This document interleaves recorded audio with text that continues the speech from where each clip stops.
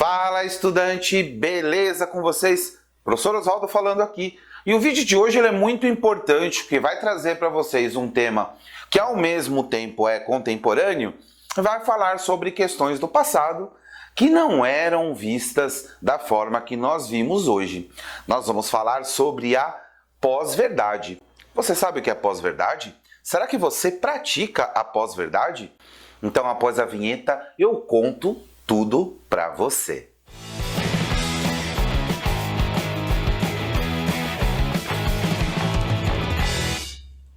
Galera, antes de eu falar desse tema tão importante que é a pós-verdade, gostaria de pedir que você se inscrevesse aqui no canal, clicasse no sininho de notificações, compartilhasse muito esse vídeo com os seus amigos, pois só dessa forma nós vamos atingir mais e mais pessoas e continuar democratizando ainda mais o conhecimento e também a informação.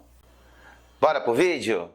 A difusão das redes sociais tem tido um impacto muito positivo em escala global, pois vai permitir que pessoas tenham acesso à informação e, com essa informação, a possibilidade em comunicação global. Porém, a verdade é que a internet é um lugar muito frágil e também indefinível, e acaba sendo bombardeada de todas as direções por fatos ou versões que se espalham em grandes velocidades, em velocidades astronômicas, independentemente de terem algo a ver com a realidade ou com a possibilidade de não ter nenhuma evidência. E alguns meios de comunicação preocupam-se muito mais com a enxurradas de fatos, com notícias factuais e tentam criar filtros para evitar a publicação de inverdades desses fatos. Mas essa tentativa, na maioria das vezes, não é bem sucedida. E aí eu pergunto para vocês, a velha questão do que é a verdade já recebeu uma resposta satisfatória? Na nossa visão aqui, não. E a busca da resposta mais simples sobre a questão que faço anteriormente, sobre o que é a verdade, acabou produzindo claramente uma criação sofista e a pós-verdade digna do que nós podemos considerar aí do melhor, se isso pode ser considerado o melhor. E o termo pós-verdade, ele é usado quando fatos objetivos são criados em um argumento, em uma declaração ou em uma persuasão. E isso tornou-se mais amplamente utilizado com Donald Trump, que acabou fazendo algumas declarações ultrajantes que expressavam aí uma visão sincera do público, ou seja, libertou aquilo que eles tinham interiormente. E isso era inteiramente privado e não se comprometia com nenhum fato. Em suas palavras, este é outro tipo de verdade. Então, Donald Trump ganha as eleições dos Estados Unidos utilizando a pós-verdade no ano de 2016. Em qualquer jornal, nós vemos essa técnica levada em proporções explosivas, como suspeitos, réus condenados, fazendo declarações ridículas aí, ao contrário de todas as provas e indícios. Eles não disseram o que disseram, não fizeram o que eles fizeram, e eles não roubaram aquilo que eles roubaram. Eles não estavam também no lugar que eles diziam que estavam. Ou seja, eles utilizavam da pós-verdade. Fazendo uma análise assim mais filosófica, acredita-se que o filósofo Friedrich Hegel tenha declarado que a história é um mito consensual e que, se considerarmos diferentes interpretações dos acontecimentos, tendemos a concordar com a pós-verdade.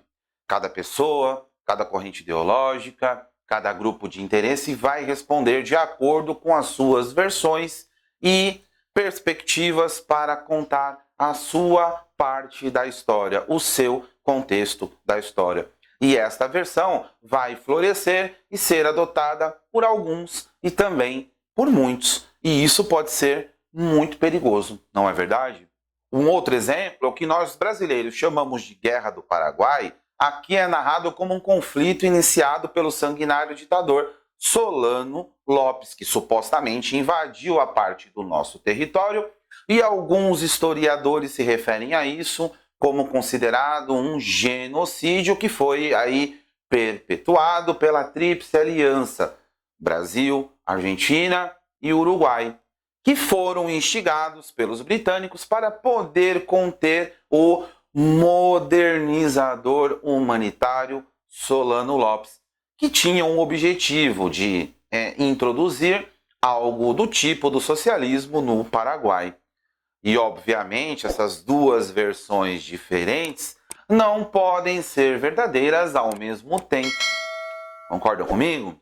E a versão mais próxima da verdade pode estar em algum lugar entre essas duas. E você, qual versão você acredita? Deixe nos comentários, eu gostaria de saber.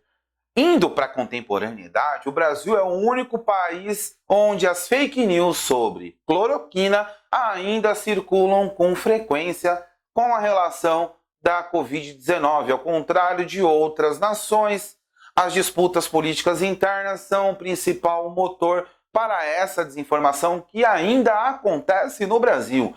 Muito menor do que na época da pandemia, mas sim, ainda acontece. E hoje, a inteligência artificial vai ajudar ainda mais nessa questão da pós-verdade. Vários aplicativos podem fazer simples fotos, se movimentarem, gesticularem e imitar a voz, fazendo com que pareça uma pessoa falando, aumentando ainda mais as fake news e fazendo com que as pessoas possam cair em golpes.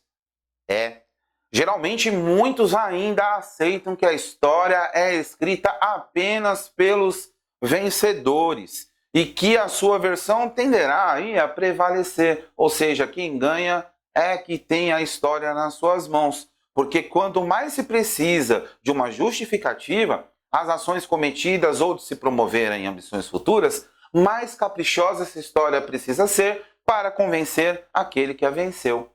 E não por acaso, os comunicadores nazistas, eles afirmavam que uma mentira repetida 1000 vezes se tornaria verdade, o que mesmo sabendo que não foi o caso, ganharia a aprovação da maioria da população, ou seja, acabava manipulando a partir do seu próprio interesse.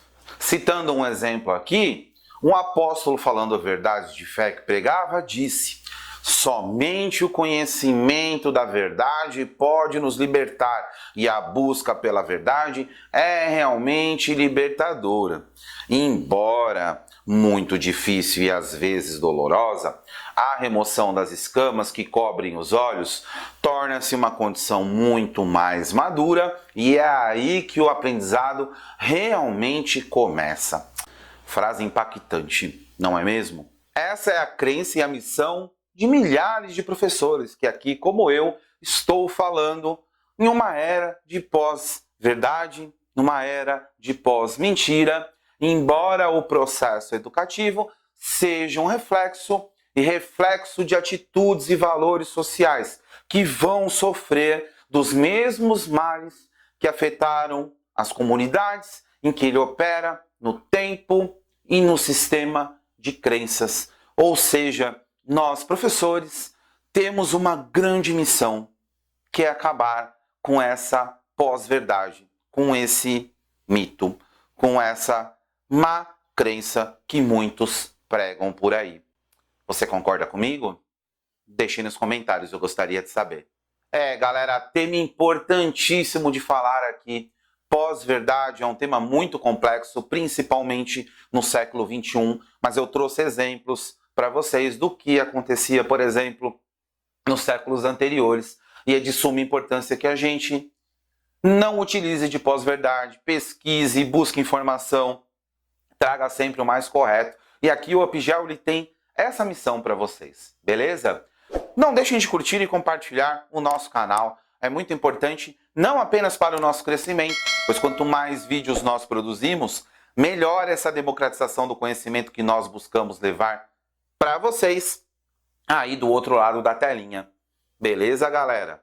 E não se esqueça, dê um up nos seus estudos!